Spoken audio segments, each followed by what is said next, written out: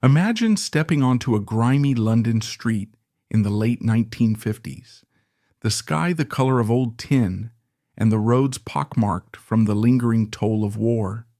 The city might have been rebuilding on the surface, tower cranes peppering the skyline, chatter of fresh starts, but the underbelly still held the raw, unsettled energy of a place uncertain of its new identity.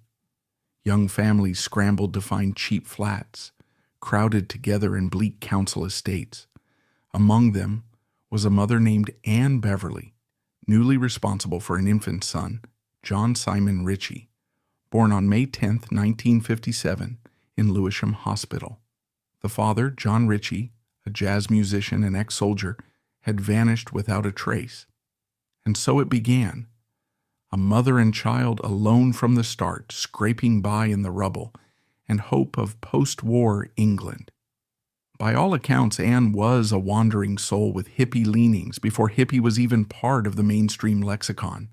She had a predilection for mind-altering substances, a restless nature, and a willingness to pack her life into a rickety caravan if the mood struck. This restlessness would define her son's childhood. No father, no siblings, no constant anchor, just the swirl of shifting addresses and the subtle chaos that arises when a mother is chasing her own escape. Looking back, you can almost sense the beginnings of the punk spirit growing in that child, if only as a reaction to the unpredictability that surrounded him. He was barely a year old when Anne carted him off to Tunbridge Wells in Kent. They lived in a caravan for a time, the cramped quarters hardly fit for raising a toddler. Eventually they moved into a council flat at 3 Acacia House, a place with thin walls, communal trouble, and an atmosphere that taught children the harshness of life early on. Then it was back to London around 1962, Kingsmead Estate in Hackney, a cold sprawl of concrete that seemed to swallow entire families. For a boy like John, or Sid, as he'd later be known, such estates were the breeding ground for daydreams about anarchy and rebellion. In the cramped box of a bedroom, graffiti scrawled on the walls, you can imagine him gazing out at the lifeless skyline, already bored by the prospect of a normal life. Punk had yet to be named, but the seeds of disaffection were there. At primary school, Sandown Court Infants, Sid's teachers labeled him wild, uncontrollable. Some suspected he had ADH, though the term was just emerging and the condition not well understood, and no proper intervention was offered. He'd lash out, roam the halls with a defiant tilt to his head, and occasionally vanish from class only to be found in some corridor, scrawling cryptic drawings on the walls or rifling through other students' desks. Expulsion came in waves. He was kicked out of multiple schools by the time he was 14, drifting from Stoke Newington Secondary to others with grim inevitability. Academically, he showed little interest, save for a spark of talent in art. His sketches possessed a certain raw energy that teachers grudgingly admitted was impressive. But it wasn't enough to keep him tethered to the structure of school. By 1969, at age 12, he received a guitar, possibly from some relative or a well-meaning friend of his mother's. The story goes that he destroyed it within a week, either in a fit of rage or general disregard. It's a telling omen. Even before he formally embraced punk, the concept of smash it up was already in his nature.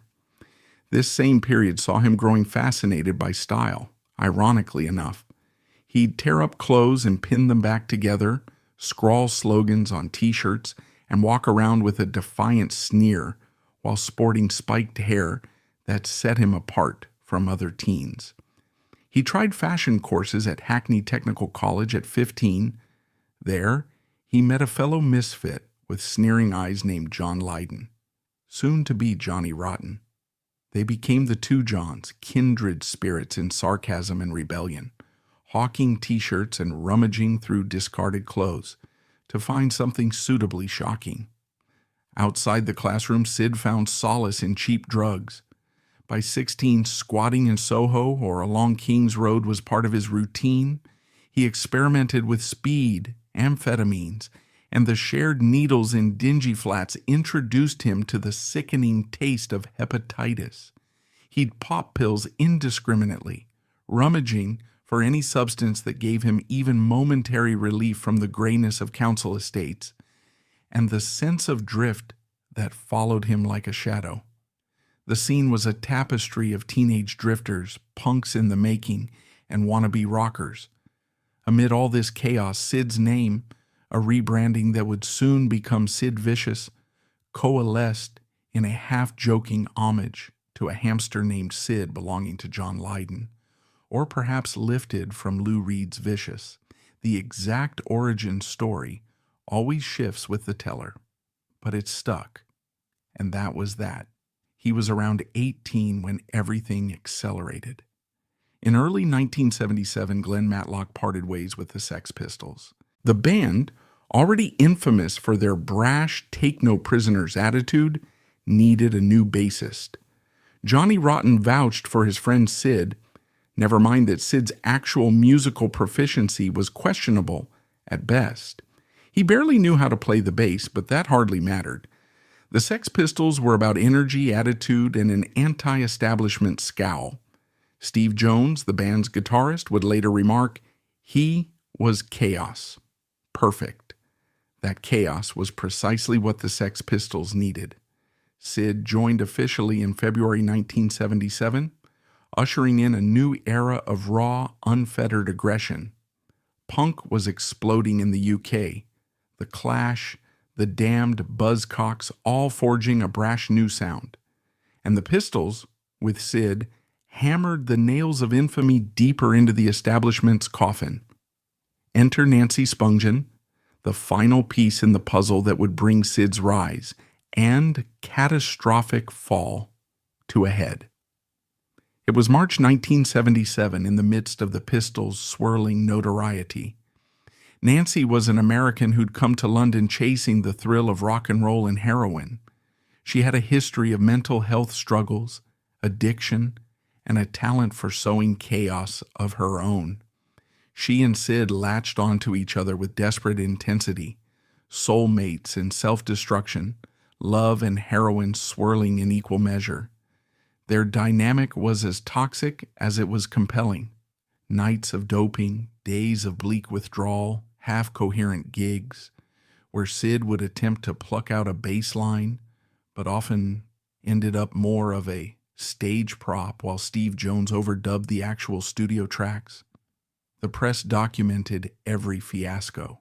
The band, though fracturing internally, soaked up the shock factor that Sid and Nancy provided. By January 1978, Sex Pistols had collapsed, spurred largely by a disastrous U.S. tour.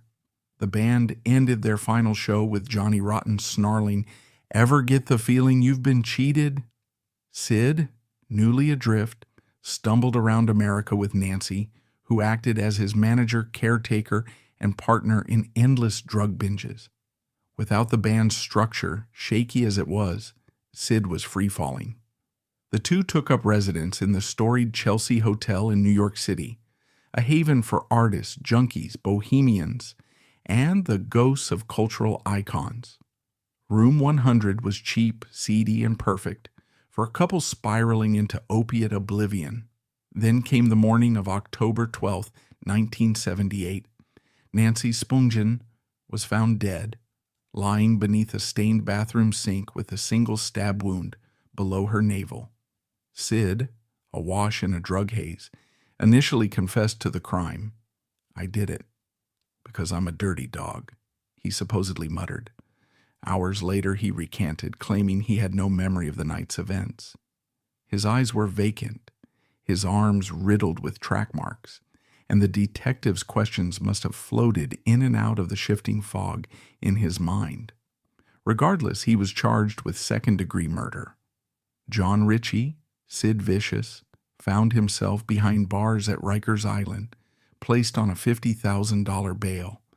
The tabloids went berserk. Fans were stunned. The entire scene smelled of tragedy and the final desperate chord of Punk's most infamous figure. For a couple of months, he languished in jail, forcibly detoxed from heroin. Reports from that period indicate Sid's physical health was precarious. He was emaciated, trembling, a bundle of raw nerves denied the blanket of narcotics. Word circulated that he attempted suicide by slashing his wrist with a broken light bulb. Perhaps it was guilt over Nancy's death, or the fear that he might have killed her during a blackout, or just a moment of overwhelming despair. He survived, only to face more legal battles once out. Eventually, he got bailed out by Virgin Records. On February 1st, 1979, he walked free. He was 21, a shell of himself, but out of jail nonetheless. The next 24 hours would be his last. Friends organized a freedom party at an apartment on Bank Street in Greenwich Village. The irony is almost too thick. A celebration for a man newly released from detox who remained deeply addicted in his core. They say a friend brought heroin, extra strong, about 80% pure, a dose lethal to someone with a lower tolerance after 2 months of forced sobriety. That night, Sid did what came naturally. He chased the high he so desperately craved. Sometime around 10 p.m., he injected a shot that knocked him out cold. Hours later, he woke, possibly still woozy, to take another. By 3:30 a.m., he was dead, discovered by his mother Anne the following morning. The official cause was an overdose of morphine. Heroin metabolizes into morphine in the blood. The new day had just begun and already a life had ended. No suicide note, no dramatic final statements, just the quiet stillness of a young man who never found a safe place to land. A paramedic crew arrived, but it was too late. "My son's dead. Hurry!" Anne reportedly yelled into the phone, as if urgency could reverse time. It was February 2nd, 1979, 21 years old. The coroner's report cited a morphine level of 0.75 milligrams per liter, high enough to shut down his respiratory system. His body was wasted, a mere 135 pounds stretched over a nearly 6-foot frame. He had no reserves left, physically or emotionally. A friend said he wasn't trying to die, he just couldn't handle the pain. Perhaps that's the enduring tragedy. A man so mired in hurt, so far from any sense of normality, that doping seemed like his only recourse. A few days later, on February 7th, 1979, his remains were cremated in Philadelphia, near where Nancy Spungen was buried. His mother claimed it was Sid's last wish to be united with Nancy somehow. She scattered his ashes over Nancy's grave in Springfield, Pennsylvania.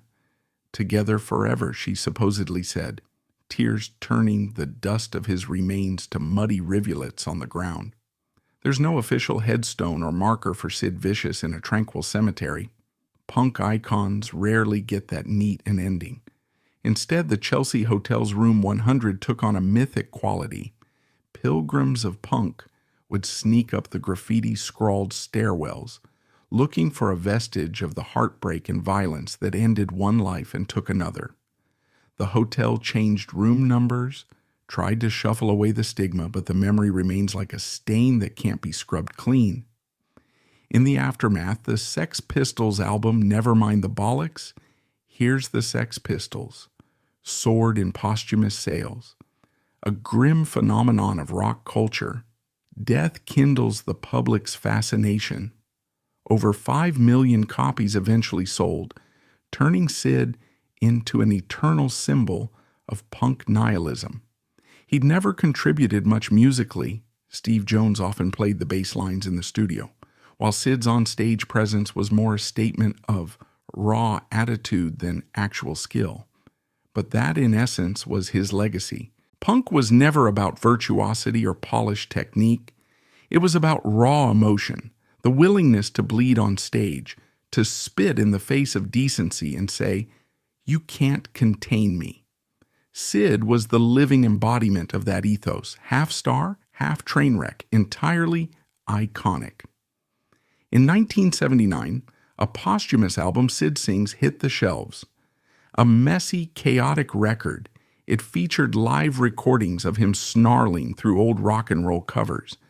Fans gobbled it up precisely because it was so unrefined. It was Sid at his purest, chain-smoking, cursing, and stumbling through guitar parts, a man who existed on stage to project anger and swagger. Critics panned it, but the faithful saw it as an unfiltered glimpse into the chaos that had transfixed them all. Ask any longtime punk about Sid Vicious, and you'll hear a swirl of opinions, hero or cautionary tale, stooge or icon. He was perhaps all of these at once. But in a drab post-war London that gave birth to him, and in the seething surge of 1970s punk, Sid Vicious was always bound to erupt like a short-lived firework, blazing across the night sky and leaving only echoes in its wake.